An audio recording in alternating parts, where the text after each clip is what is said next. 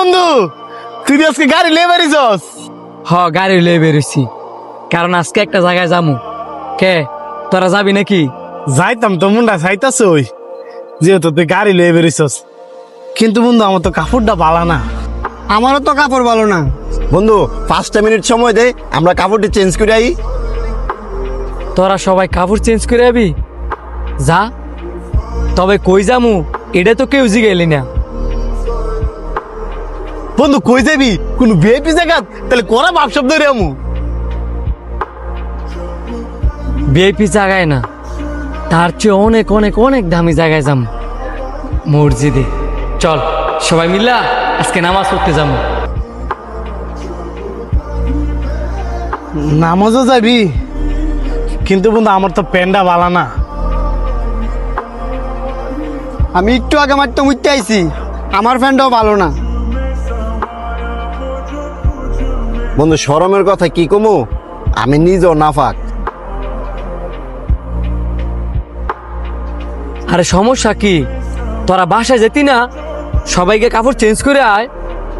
এখন যদি বাসায় যে কাপড় চেঞ্জ করতাম তাহলে তো অনেক দেরি হয়ে যাবো গা, পরে আই আর নামাজ চাইতাম না। তার চেয়ে বালা বন্ধু, তুই একাই যা। বাহ, ভিআইপি জায়গা ঘুরতে গেলে বাসায় গিয়া 5 মিনিটের ভিতরে ভালো কাপড় পরে আইতে পারবি।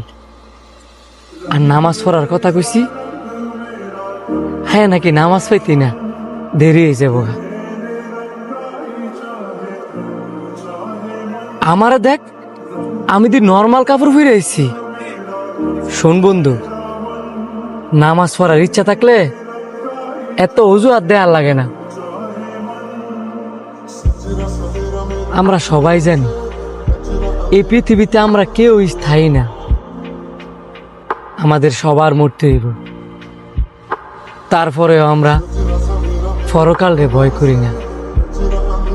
দেখ বন্ধু, আমরা ঘুরা ফেরা যাই করি না কে লেখা, আমাদের উচিত 5 ওয়াক্ত নামাজটা ঠিক রাখা। আমার দাওয়াত দেওয়ার কাম আমি তো করে দাওয়াত দিচ্ছি। এখন তোদের ইচ্ছা, তোরা নামাজে যাবি নাকি যাইতি না। হ বন্ধু, নামাজ পড়মু। আমি অনেক বাসাতে রেডি হয়ে আইতাছি।